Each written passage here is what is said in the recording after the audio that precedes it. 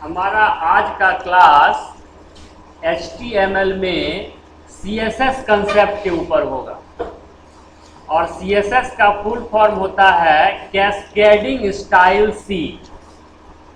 मतलब कि हम जो HTML पेज बनाए हैं, वेब पेज जो बनाए हैं, उसको कैसे हम सुंदर बनाएंगे। क्योंकि अक्सर तुम देखते हो जब वेबसाइट खोलते हो तो काफ़ी वो दिखने में अट्रैक्टिव लगता है, उसका कलर कॉम्बिनेशन या उसका जो भी लुक तुम देखते हो वो काफ़ी अच्छा लगता है देखकर। तो हम जो आज वेब पेज बना रहे हैं जो कि दिखने में बिल्कुल भी आकर्षक नहीं है, उस पेज को हम कैसे आकर्षक बना सकते हैं, इसी के लिए हम लोग CSS कंसेप्ट पढ़ेंगे। यह CSS 3 तरीके से यूज किया जा सकता है अपने HTML पेज में। पहला है इनलाइन कंसेप्ट। इनलाइन का मतलब हुआ कि जिस टैग में, मान लो एक पैराग्राफ, 3 पैराग्राफ लिखा हुआ है किसी पेज पर, तो जिस पैराग्राफ का स्टाइल बदलना है उसी पैराग्राफ के टैग के अंदर ही उसके स्टाइल को हम लिखेंगे कि उसका साइज क्या होगा, उसका कलर क्या होगा, उसका फैमिली क्या होगा, उसका अलाइनमेंट क्या होगा। इन सारे चीज को हम उसी टैग के अंदर लिखेंगे और वह चीज केवल उसी टैग पर अप्लाई होगा, बाकी बचे हुए टैग पर अप्लाई नहीं होगा। क्लियर है यह कंसेप्ट? दूसरा कंसेप्ट है इंटरनल।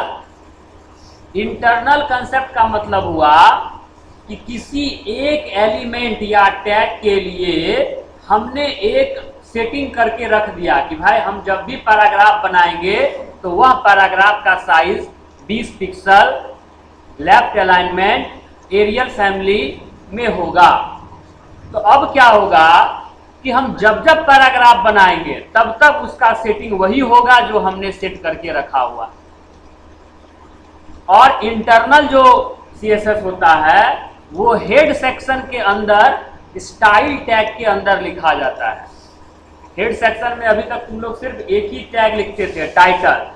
अब तुमको लिखना है एक्स्ट्रा स्टाइल टैग भी, और वहीं पर तुम सारा सेटिंग लिखोगे किसी टैग का, और जब जब तुम उस टैग का अपने बॉडी में यूज करोगे तो अपने आप वो टैग उस सेटिंग को अपने में अप्लाई कर लेगा। किसी को कोई प्रॉब्लम? तीसरा कंसेप्ट है एक्सटर्नल।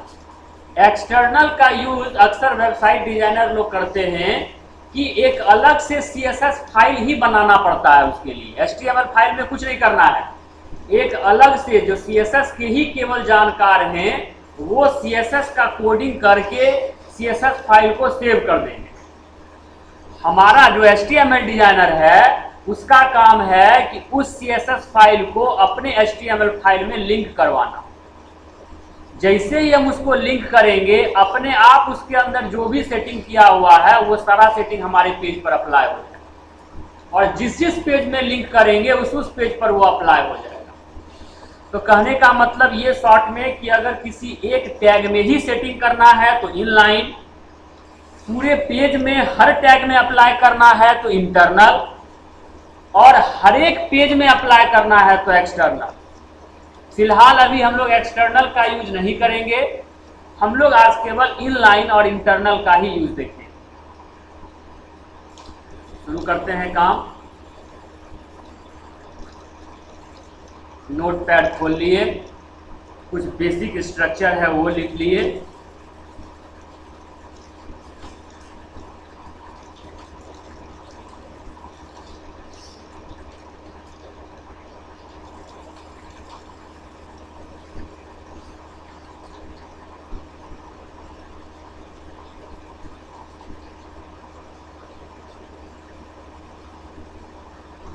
अब हम बॉडी के अंदर आते हैं और एक पैराग्राफ लिख, पहले एक हेडिंग बना लेते हैं, हेडिंग H1।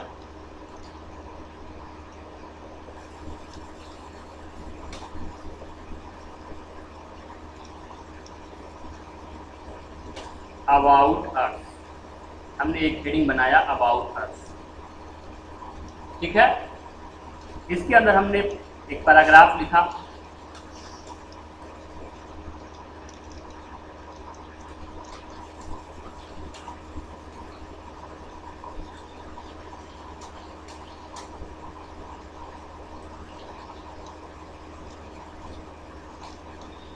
हम एक दूसरा हेडिंग बनाते हैं।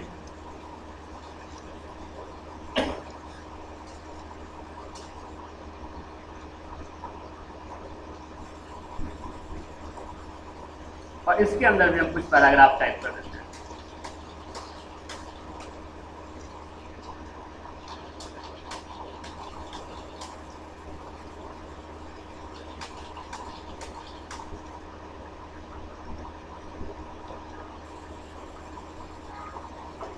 अभी इस पेज पर हम कोई तरह का CSS का काम हम नहीं किए।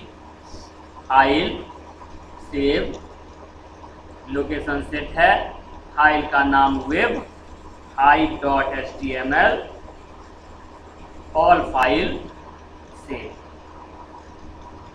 हम अपने लोकेशन पर जाएंगे जो फाइल बना है उसको चेक करने के लिए।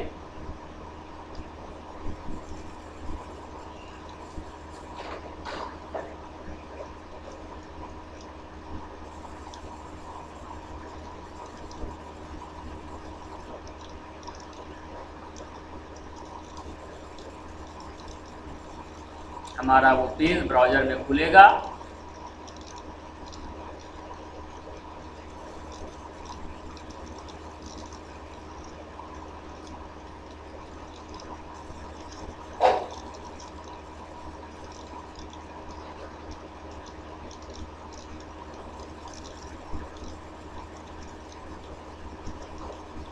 ठीक है ना। अब हम इसमें इन लाइन का यूज करने वाले हैं। जैसे हम इस H1 के लिए एक स्टाइल लगाने वाले हैं, तो यहाँ H1 के जस्ट बगल में लिखेंगे स्टाइल। ये स्टाइल क्या है?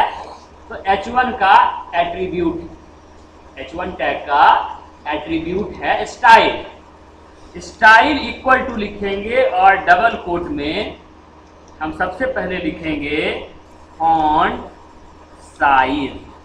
जैसे लिखे हैं वैसे ही लिखना पड़ेगा, क्योंकि एक बार स्टाइल का यूज इक्वल टू का यूज हो चुका है, तो अब जो हम इक्वल टू देंगे उसके जगह पर हम कॉलन का यूज करते हैं, इक्वल टू नहीं लगाएंगे। Size 15 pixel. अब अगला लिखना है तो स्पेस भी नहीं लगाएंगे, कोमा भी नहीं लगाएंगे, उस दोनों के बदले में हम सेमीकोलन लगाएंगे। मतलब अब दूसरा सेटिंग क्या होगा? तो फॉन्ट फैमिली है ना। अच्छा, हेडिंग लिख रहे हैं ना, हेडिंग में ये सब चीज नहीं लगा के हम कुछ और लगाते हैं। लगा सकते हैं, ऐसा नहीं कि नहीं लगा सकते हैं, लेकिन इसके बदले हम, क्योंकि ये हेडिंग है तो इसका स्टाइल भी हेडिंग कैसा होना चाहिए, तो हम यहाँ लिखेंगे कलर। साइज का क्या जरूरत है? हेडिंग तो ऑलरेडी बड़ा साइज में है, ठीक है। Colour white, semicolon, background colour blue, double quote बंद। हमारे H1 में दो स्टाइल अप्लाई किया गया। इस H1 का बैकग्राउंड कलर ब्लू और कलर व्हाइट होगा। दूसरे H1 के लिए कोई अप्लाई नहीं किया गया है। हम इसको सेव करेंगे, अपने ब्राउज़र को रिफ्रेश करेंगे, हम देखेंगे कि हमारा हेडिंग का स्टाइल चेंज हो गया और अब वो अधिक अट्रैक्टिव लगने लगा। अगर हम और भी कुछ सेटिंग करना चाहते हैं,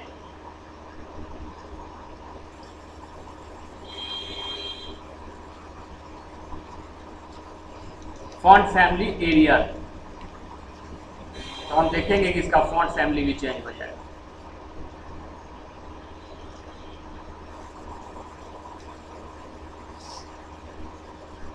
और एक हेडिंग के लिए ये जो हम सेटिंग किए हैं, ये एक साधारण सेटिंग और अच्छा सेटिंग माना जा सकता है हेडिंग देने के लिए। अब ये पैराग्राफ में आएंगे, क्या ये सेटिंग ये इस हेडिंग में अप्लाई हुआ? नहीं हुआ, क्योंकि हमने इन लाइन का यूज किया, जिसमें किया उसी में अप्लाई हुआ। अब इस पैराग्राफ का यूज करके देखो, स्टाइल इक्वल टू यहां हम लिखेंगे font size 15 pixel, font family है ना, ल्यूसिडा।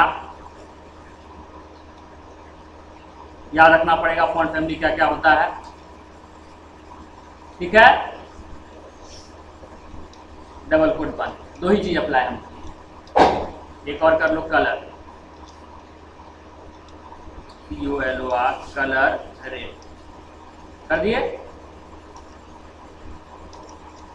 तो अब जब हम इसको सेव करके रिफ्रेश करेंगे तो ऊपर वाला जो पैराग्राफ है उसका style change, font family apply नहीं हुआ। क्यों नहीं हुआ? क्योंकि ल्यूसिडा जो है तुम्हारा काम नहीं किया। इसके बदले में कोई और लिख लो, font family Times New Roman.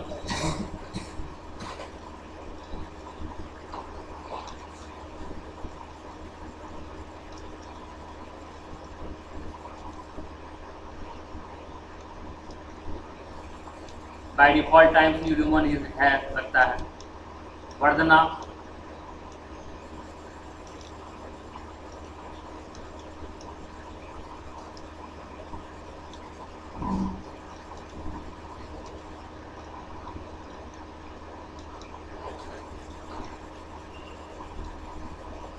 जिसमें हमने किया उसमें अप्लाई हुआ, जिसमें नहीं किया उसमें अप्लाई नहीं हुआ। ये था इनलाइन CSS। अब हम इंटरनल CSS देखेंगे। तो हेड के अंदर टाइटल के नीचे आएंगे और एक टैग लगाएंगे, स्टाइल टैग, और स्टाइल को क्लोज कर। अब इस स्टाइल टैग के अंदर हमको ये लिखना है कि किस टैग के लिए हम सेटिंग करने वाले हैं। तो मान लो हम करने वाले हैं H1 टैग के लिए, H1 लिख दिए, कर्ली ब्रैकेट क्या, तो जो भी H1 होगा उसका बैकग्राउंड कलर रेड होगा, उसका कलर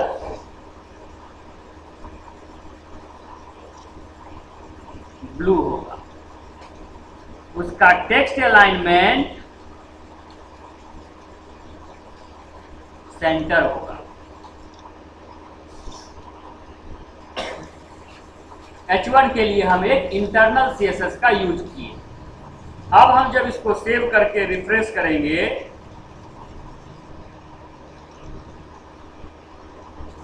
तो ध्यान से देखो क्या क्या हुआ। नीचे वाला हेडिंग में सारा कुछ अप्लाई हो गया, रेड, ब्लू और सेंटर। ऊपर वाले हेडिंग में बैकग्राउंड कलर वही रह गया, कलर भी वही रह गया, अलाइनमेंट चेंज कर गया। मतलब अब समझने वाला बात यह है कि अगर हम इंटरनल CSS में कुछ लगाते हैं, कुछ लिखते हैं, तो वह हर टैग में अप्लाई होगा। लेकिन अगर इंटरनल के साथ साथ कुछ इनलाइन भी लगा हुआ है तो वैसे स्थिति में इनलाइन वाला अप्लाई होगा, इंटरनल वाला स्किप हो जाएगा। उसके अलावे जो भी इंटरनल में है वो अप्लाई होगा। हम अपने H1 में केवल कलर, बैकग्राउंड और फॉन्ट फैमिली लगाए इनलाइन में, तो कलर जो है हमारा इनलाइन वाला जाएगा, बैकग्राउंड कलर इनलाइन वाला जाएगा, लेकिन अलाइनमेंट कहां वाला जाएगा? इंटरनल वाला चला जाएगा। हम नीचे वाले में H1 में कुछ भी नहीं लगाए तो पूरा का पूरा कौन सा अप्लाई हो जाएगा? इंटरनल वाला अप्लाई हो जाएगा। इंटरनल अगर नहीं होता तब क्या होता? डिफॉल्ट जो रहता है वो रहता, डिफॉल्ट जैसा रहता है वैसा रहता। अगर इंटरनल लगा दिए तो इंटरनल वाला अप्लाई होगा, अगर इनलाइन लगा दिए तो इनलाइन अप्लाई होगा, अगर दोनों लगा दिए तो पहले इनलाइन वाला और बचा हुआ इंटरनल का। किसी को कोई प्रॉब्लम? और भी हम दिखाते हैं थोड़ा सा करके। हमने सिर्फ H1 के ऊपर सेटिंग लगाया, H2 के ऊपर नहीं लगाया। यदि हम H2 लिखते हैं यहां पर,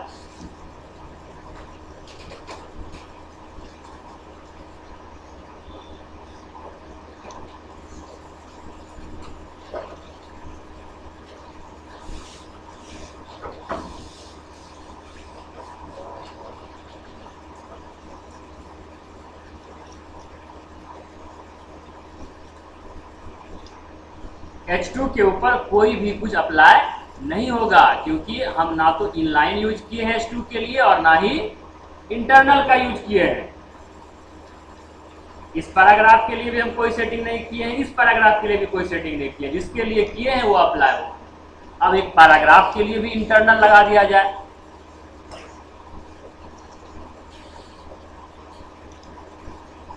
P मतलब पैराग्राफ का सेटिंग। हम चाहते हैं कि जो भी पैराग्राफ हम लिखें उसका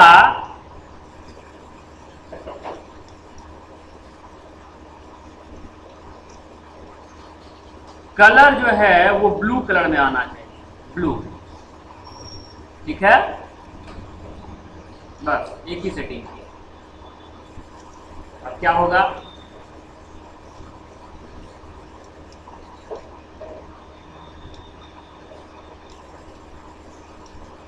ये वाला इनलाइन था, कलर रेड था, रेड ही रह गया। जो P था वो क्या हो गया, ब्लू हो गया। क्यों? क्योंकि इसमें कोई इनलाइन नहीं है और इंटरनल में हमने कहा कि पैराग्राफ जो है वो ब्लू कलर से। बात समझ में आया? यहां क्यों नहीं हुआ? क्योंकि ये पैराग्राफ नहीं है, ये केवल टेक्स्ट हम टाइप कर दिए थे बिना पैराग्राफ। देख लो, अबाउट आवर एफिलिएशन के नीचे कहीं P टैग का यूज नहीं किया। कोई प्रॉब्लम? तो ये हुआ इंटरनल और इनलाइन CSS का यूज करना टैग के लिए, जो टैग पहले से बना हुआ है उसके लिए। लेकिन अगर हम ये चाहें कि एक पैराग्राफ के लिए हमने सेटिंग करके रख दिया P का कलर ब्लू, लेकिन अगर हम ऐसा चाहें कि अलग अलग पैराग्राफ में ऐसा कुछ सेटिंग हो कि वो अलग अलग सेटिंग अप्लाई करे, जैसे कुछ ऐसा पैराग्राफ है जो कि रेड कलर में हो, कुछ ऐसा पैराग्राफ है जो ग्रीन से हो, कुछ ऐसा है जो ब्लू से हो, हम ऐसा चाहते हैं। तो एक उपाय तो है कि P के अंदर स्टाइल लगा के अलग अलग कलर कर दें। जैसे ऊपर वाला रेड था तो नीचे वाला में P स्टाइल ब्लू कर देते। एक दूसरा उपाय है आईडी बनाना, मतलब हम आईडी बना लेंगे और वो आईडी हम किसी भी टैग में लगा सकते हैं और किसी भी टैग में वो सेटिंग अप्लाई कर सकते हैं। जैसे अभी हम P के लिए जो सेटिंग लिखे हैं वो केवल पैराग्राफ में ही अप्लाई हो रहा है, हेडिंग में चाहेंगे तो अप्लाई नहीं होगा। लेकिन अगर हम एक आईडी बना लेंगे तो वो आईडी किसी भी टैग में अप्लाई हो सकता है। देखो कैसे बनाएंगे।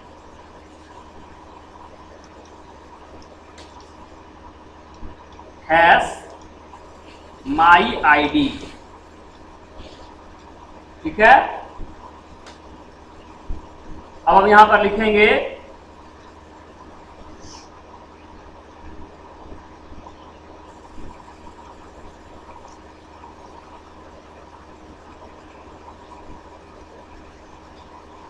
कलर ग्रीन,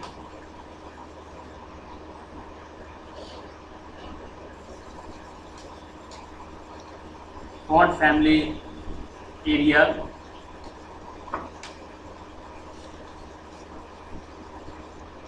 फॉन्ट साइज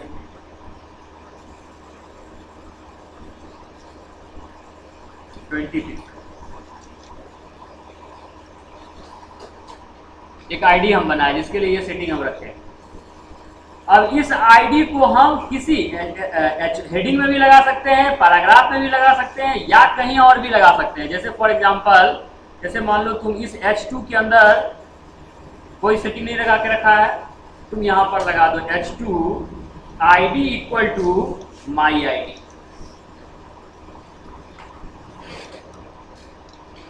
नीचे पैराग्राफ एक बना लो,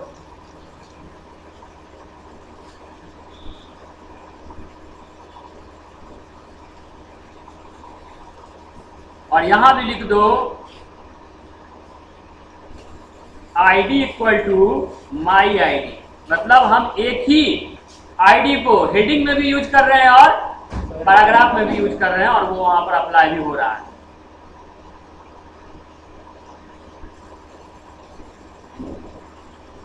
बस अंतर यह है कि ये थोड़ा बोल्ड है क्योंकि ये हेडिंग है और ये बोल्ड नहीं है। साइज बराबर, कलर सेम,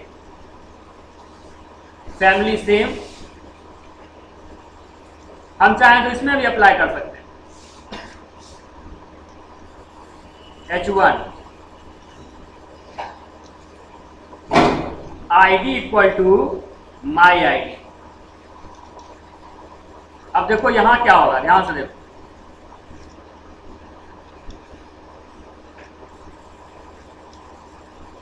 क्या हुआ, आईडी वाला जो सेटिंग था पहले वो लिया, फिर इंटरनल वाला लिया। इनलाइन में तो कुछ था ही नहीं। बैकग्राउंड कलर कहां से लिया है, इंटरनल से लिया। ग्रीन कलर कहां से लिया, आईडी से लिया। तो एक आईडी जो हम बनाए, उस आईडी का यूज हम हेडिंग 1 में भी किए, 2 में भी किए, पैराग्राफ के लिए भी। ठीक है। और आईडी हम किसी नाम से बना सकते हैं, जरूरी है माई आईडी के नाम, किसी भी नाम से बना सकते हैं आईडी। बस करना यह है कि जिस टैग में उस आईडी को लगाना है, वहां पर उस टैग के बगल में आईडी इक्वल टू उसका नाम लिख देना है। और जब आईडी बनाएंगे तो आईडी के पहले हैश लगा देना है। अगर किसी खास टैग के लिए बनाएंगे तो उस टैग का नाम, जैसे H1 के लिए बनाए तो H1 सेटिंग। कोई प्रॉब्लम, यहां तक में कोई दिक्कत? तो इस तरह से हम लोग CSS कंसेप्ट को देखे। अब इस CSS कंसेप्ट का कुछ प्रैक्टिकल एग्जांपल हम लोग देखेंगे, इसका यूजेस हम करके देखेंगे।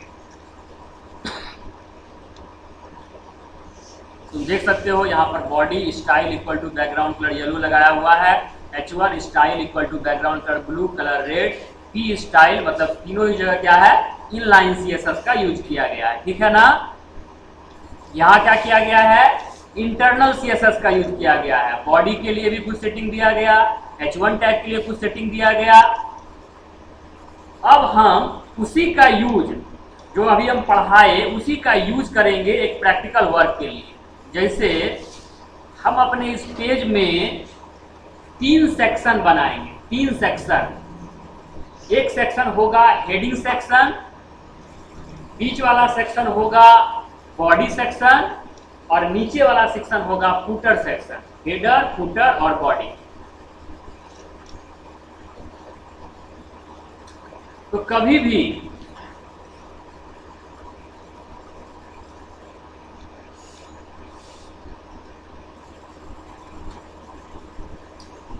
भी सेक्शन बनाना है तो उसके लिए div टैग का यूज होता है, डिवीजन।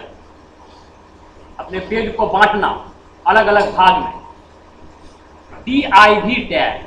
हमारे पास कितना div का जरूरत पड़ रहा है, 3। div 1,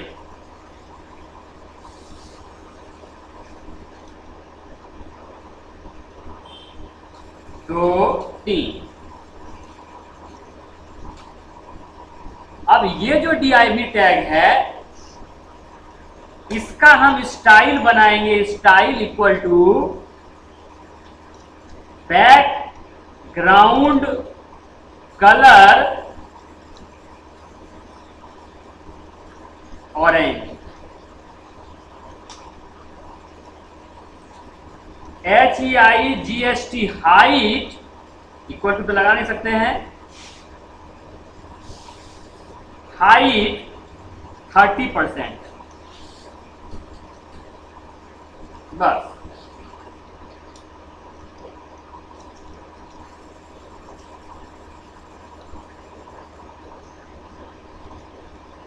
बीच वाला जो है वो बैकग्राउंड कलर कुछ नहीं। तो कैसा होगा, कुछ नहीं होगा तो कैसा होगा, व्हाइट होगा। डिफॉल्ट कलर व्हाइट होता है। और नीचे वाला पार्ट में हम लिख रहे हैं बैकग्राउंड कलर ग्रीन, और हाइट इक्वल टू 60 जब हो गया तो बचा कितना, 10%। तो ये टोटल स्क्रीन का 10% में फुटर रहेगा। अब देखो वही पेज जो है उस पर CSS अप्लाई हुआ और ऊपर सेक्शन रिजर्व हो गया हेडिंग के लिए, बीच वाला सेक्शन रिजर्व हो गया कंटेंट के लिए, नीचे वाला सेक्शन रिजर्व हो गया फुटर के लिए। अगर हम कुछ हेडिंग में लिखेंगे तो वो हेडिंग में जाएगा,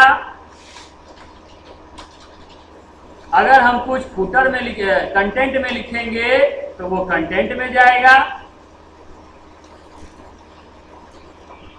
और अगर हम कुछ फुटर में लिखेंगे तो वो फुटर में जाएगा।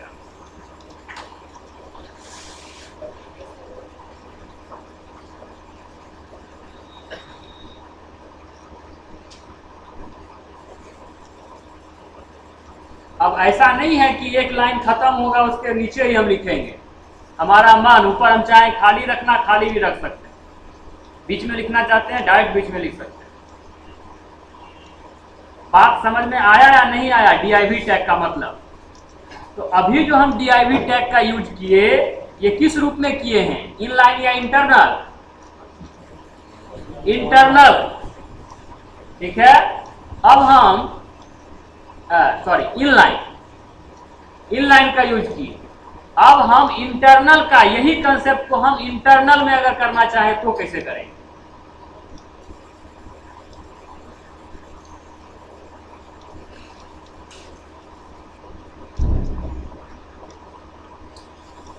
तो देखो, अब इंटरनल के लिए करना है तो ये बताओ कि किस टैग के लिए करना है। कोई टैग तो फिक्स नहीं है, किस टैग के लिए हमको करना है। तो यहां हम एक आईडी बनाएंगे और आईडी का नाम होगा हेडिंग, हेड नाम से एक हम आईडी बना रहे हैं, और वहां पर हम ये सारे सेटिंग को लिखेंगे। बैकग्राउंड कलर ऑरेंज और हाइट 30%।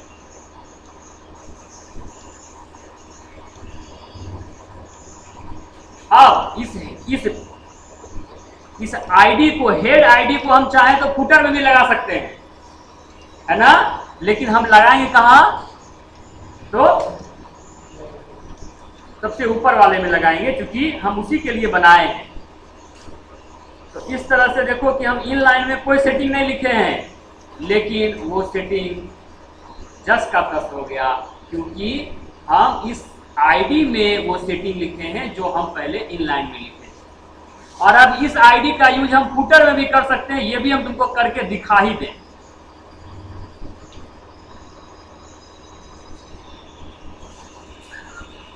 नाम तो है आईडी का हेड, लेकिन कोई जरूरी नहीं है कि हेड में ही हम लगाएं, हम उसको जिस टैग में लगा देंगे वहीं वो अप्लाई हो जाए।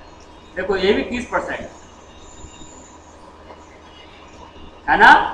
अब हम चाहते हैं कि नहीं, हेड वाला आईडी तो हो, लेकिन इसका हाइट कितना हो, 10% ही हो। तो हम वैसे स्थिति में क्या करेंगे, इन लाइन का हम यूज करेंगे। आई होप कि ये हो जाना चाहिए।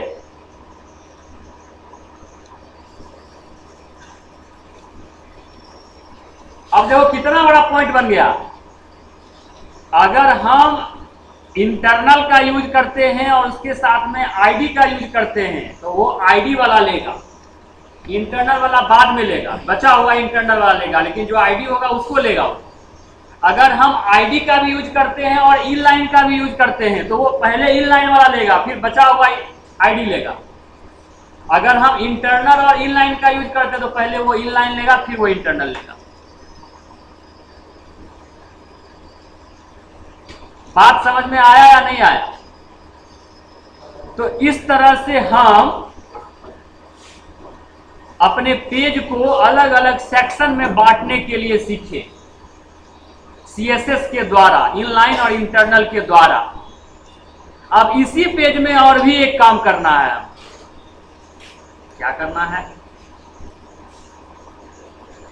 सबसे पहले हम ये आईडी जो हम खाली दिखाने के लिए यूज किए थे उसको हटा देते हैं, और यहां पर जो हमको वाजिब करना चाहिए वो हम करेंगे।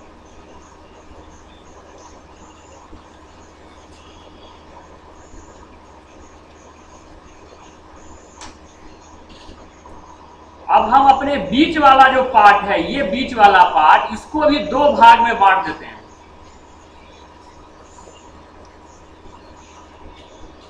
इसके लिए भी हम एक आईडी बनाएंगे, हैश साइड, और इसके लिए हम लिखेंगे फ्लोट राइट, और बैकग्राउंड कलर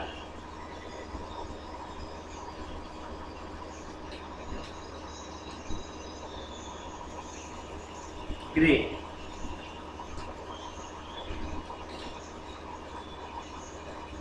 अब ये जो साइड है, ये तुमको किस में लगाना है, हेड में, कंटेंट में, या फुटर में? कंटेंट में। तो कंटेंट के बीच में, कंटेंट जहां लगाए हो, ये है तुम्हारा कंटेंट। तो कंटेंट के अंदर में ही, कंटेंट के बाहर नहीं, कंटेंट के अंदर में एक अलग से बनाओ DID, और वहां ID इक्वल टू लिख दो तुम साइड, और यहां पर तुम कुछ लिख दो और div को बंद कर।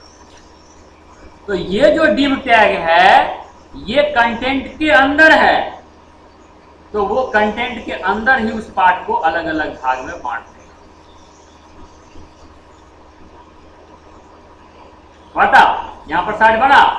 अब चूंकि हम इसका सेटिंग ऐसा नहीं किए हैं कि ये कितना बड़ा होगा, इसीलिए वो पूरे पेज पर अप्लाई नहीं हुआ है, पूरे कंटेंट एरिया में नहीं अप्लाई हुआ। हम यहाँ पर एक और काम कर देंगे, साइड वाला जो हम लिखे हैं ID, वहां पर एक लाइन और हम जोड़ देंगे कि इसका विड्थ पूरे स्क्रीन का 30% एरिया में होगा, और इसका हाइट जो है वो पूरे पेज का नहीं है, वो सिर्फ कंटेंट वाला एरिया का है, तो उसका 100% एरिया में होगा। मतलब कंटेंट के 100% एरिया में क्या होगा,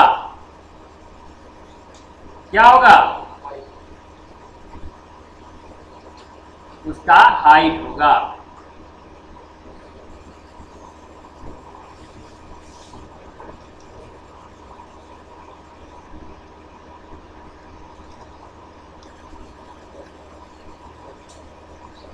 हुआ? विड्थ का हमको लगता है स्पेलिंग गलत है, इसलिए वो अप्लाई नहीं हुआ। WIDTH विड्थ इक्वल टू 30% है।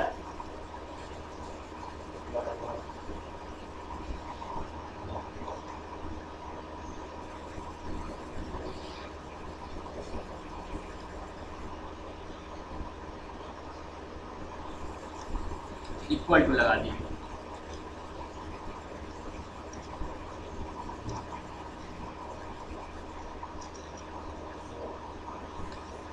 ठीक है, तो साइड इतना बड़ा नहीं होना चाहिए, साइड को मैक्सिमम 30 कर सकते हैं, क्योंकि वो साइड बार है।